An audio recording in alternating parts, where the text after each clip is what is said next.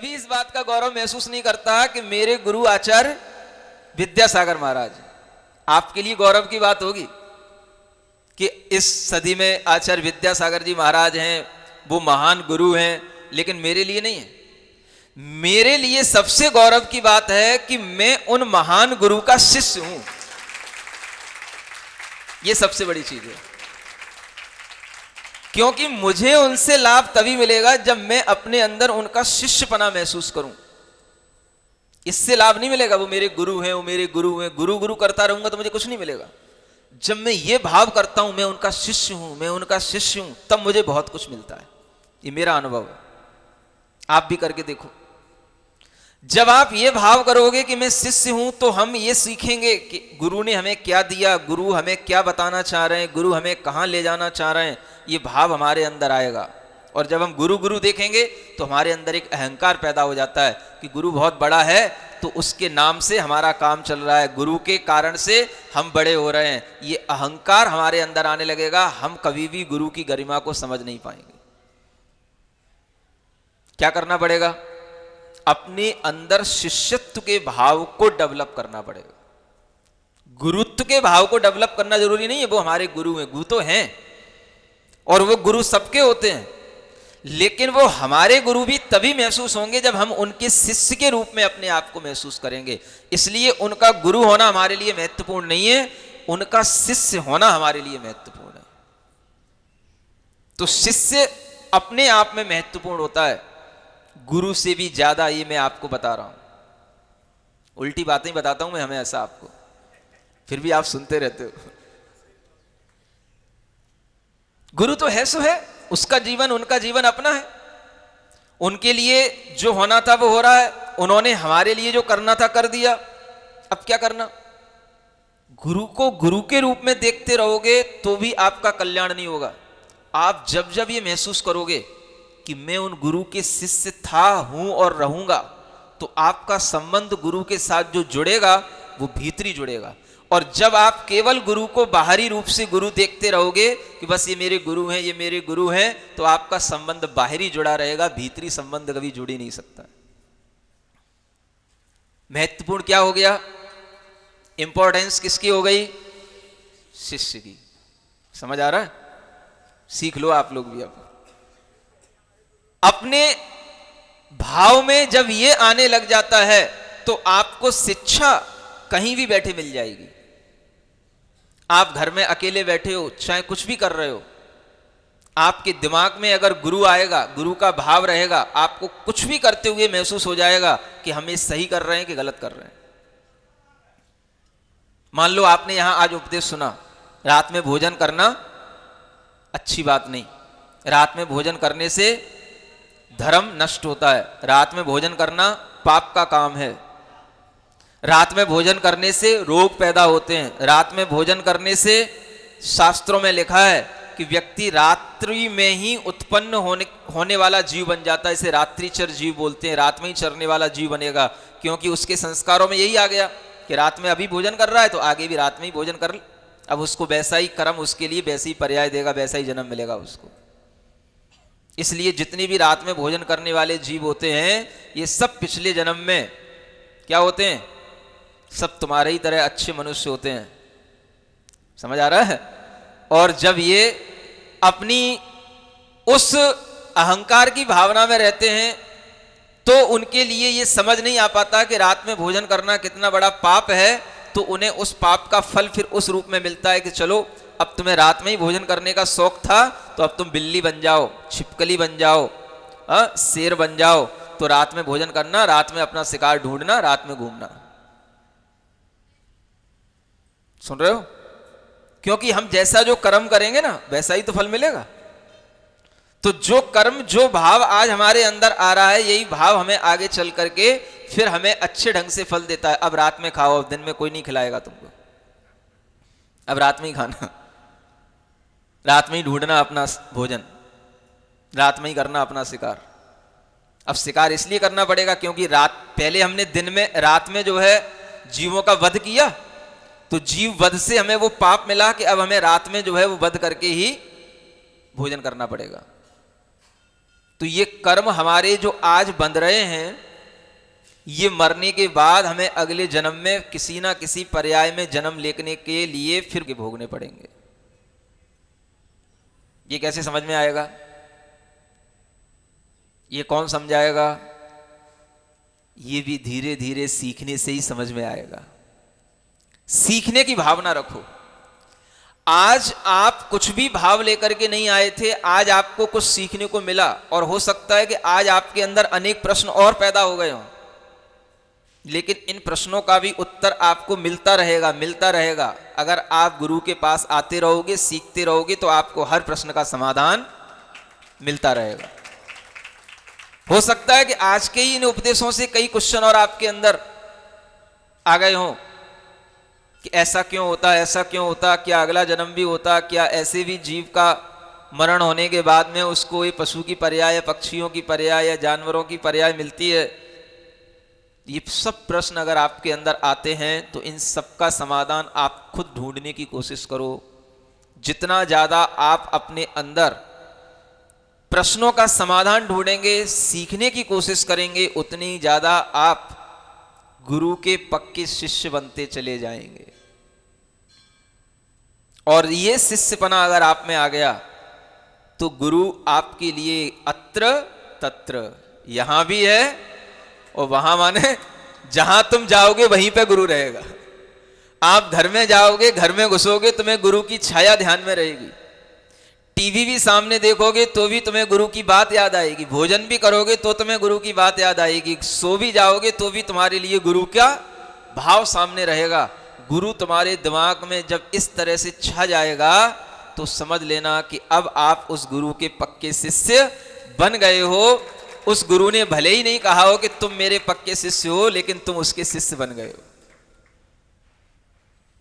और आपको भी कहने की जरूरत नहीं है गुरु से कि मैं आपका पक्का शिष्य बन गया हूं। क्या समझ आ रहा? ये है ही नहीं। आचार्यों ने कभी कहा ही नहीं कि कभी किसी को शिष्य बना के बांधना नहीं और कभी किसी से गुरु को लेकर के भी बंधना नहीं। गुरु का स्वरूप समझ करके बस गुरु से बंधना। ये कहा ही नहीं कि एक गुरु से बंधना, एक ही शिष्य बनाना। समझ आ रहा? हम रोजाना पढ़ते हैं नमो अरिहंताणम, नमो सिद्धाणम, नमो आयरियाणम, नमो अध्यायाणम, नमो लोए।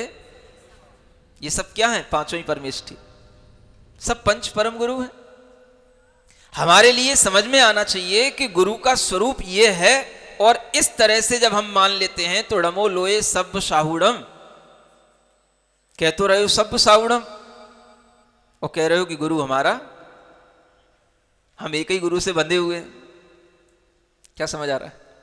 तो जब एक गुरु से बंध गए तो फिर नमो लोए सब साहुड़म का आपके लिए कोई मतलब ही नहीं रहा है। वहां पर भी फिर आप सबके लिए नमस्कार तो करोगे ही नहीं है। और जब ऐसा हो जाएगा तो फिर आपकी उन्नति कैसे होगी? आपको साधु के माध्यम से जो आशीर्वाद मिलना चाहिए था वो कैसे मिलेगा? वो आशीर्वाद तो तभी मिलेगा ना जब आपके मन के अंदर ये भाव होगा कि हम सर्व साधु को नमस्कार कर रहे हैं, और साधु परमेष्ठी का जो स्वरूप हमारे दिमाग में है, ऐसे साधु परमेष्ठी ही हमारे लिए नमस्कार करने योग्य हैं। आप कहीं भी बैठ करके उन साधुओं को नमस्कार करेंगे, आपके लिए अपने आप आशीर्वाद मिल जाएगा, क्योंकि आपके अंदर शिष्यपना आ गया। भेजना नहीं पड़ता यहाँ कुछ भी। क्या सुन रहे हो? आशीर्वाद भेजने के लिए कोई पोस्टमैन नहीं लगाना पड़ता, कोई व्हाट्सएप नहीं करना पड़ता, कोई मोबाइल पे मैसेज नहीं करना पड़ता, क्योंकि गुरु के पास में ये सब कुछ चीज होती ही नहीं। क्योंकि ये सब करने की बातें हैं, और करना गुरु को कुछ है नहीं, पहले मैंने बता दिया तुमको। गुरु जो सच्चा गुरु होगा वो कभी कुछ करेगा नहीं, बस हो जाएगा सब। और ऐसा होगा कि आपको लगेगा ये क्या मैजिक हो रहा है। समझ आ रहा है? हाँ, ऐसा लगेगा आपको। आप नहीं भी चाहोगे तो भी होगा। आप यहां आकर के बस बैठ जाओ, बस केवल ये भाव लेकर के कि मुझे कुछ करना नहीं, मुझे कुछ होना नहीं, सिर्फ मुझे सीखना है। अगर ये भाव रहेगा तो आपके अंदर कुछ ना कुछ घटित होने लगेगा। और अगर आप केवल इतने अहम में बैठ गए कि नहीं मुझे सीखना नहीं है, मुझे ये देखना है कि गुरु सिखाता क्या है, नहीं समझ आ रहा है, तो बस आपके बैठने का नहीं बैठने का कोई मतलब नहीं रहा। इतनी सी बात है। अपने भीतर की गांठ खोल करके देखो कि हमारी गांठ कहां बंधी रहती है, और हम उस गांठ को खोलना नहीं चाहते हैं, और बस उसी के कारण से कुछ हमको मिलते हुए भी मिल नहीं पाता है। समझ आ रहा है? गांठ कहां होती है? हमारे विचारों की गांठ हम बहुत ज्यादा बांध लेते हैं, छोटी सी भी ज्यादा गहरी बंधी होती है ना। छोटी की गांठ तो फिर भी खुल जाती है, अगर हम दिन भर छोटी की संभाल ना करें तो धीरे धीरे अपने आप वो खुल जाती है। हाँ, उसको हम नहीं संभालें बार बार तो वो वैसी नहीं लगी रह जाती, वो तो इतनी ढीली होती है अपने आप हिलते फिरते खुल जाती है। लेकिन ये गांठ कैसी होती है? पक्की होती है, और इससे हम बांधते ही रहते हैं। अपने अंदर विचारों की ऐसी कोई भी गांठ मत बांधो जिस गांठ के कारण से आपको कभी भी गुरु कुछ देना चाहे और आप ले ना पाओ। क्या समझ आ रहा है? इतना अपने आप को खुला रखो कि हमें अगर कोई कुछ देना चाह रहा है तो हम ले लें, और लेने के लिए हमारे मन के अंदर कोई अहम की गांठ हमारे सामने ना आए, और हम अपने आप को इतना स्वतंत्र रखें कि अगर हमें कहीं कुछ अच्छा मिल रहा है तो हम उसको बस ले लें, हम सीख लें। ये सीखने का भाव आपके अंदर बना रहेगा तो आपके अंदर शिष्यत्व का भाव बना रहेगा, और यही शिष्यपने का भाव आपको गुरु भी एक दिन बना देगा। नहीं बनेगा? शिष्य भी गुरु होता है कि नहीं होता है? अरे आपके अंदर इतनी क्षमता आने लगेगी कि आपके द्वारा लोग सीखने लगेंगे, आपके माध्यम से लोग सीखने लगेंगे, आपके विचारों से लोग सीखने लगेंगे, और वही सीखने के माध्यम से आपके अंदर भी वह गुरुत्व का भाव आने लगेगा। गुरु का मतलब ही है जो मौन होकर के चुपचाप से बस सिखा जाए। समझ आ रहा है? और भीतर जो है सिर्फ सीखने की इच्छा रखे। कौन? शिष्य। आप तो केवल अभी एक ही भाव में जीते हो, आपके अंदर भी गुरु का भाव नहीं आता। आपके अंदर क्या भाव रहता है? हम तो शिष्य हैं। समझ आ रहा है? तो आपके लिए तो बड़ी अच्छी सहूलियत है। किस भाव से? कि आप केवल शिष्य हो, केवल सीखना चाहते हो।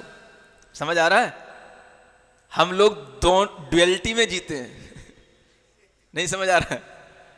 कि लोग हमें गुरु भी कहते हैं और हमें शिष्यत्व भी भीतर से भान में आता है, तो हमें दोनों भाव में जीना पड़ता है। हम शिष्य भी हैं और हम, अब इसको चाहे आप अच्छा समझ लो, चाहे आप अपने को अच्छा समझ लो, आपके ऊपर है। समझ आ रहा है?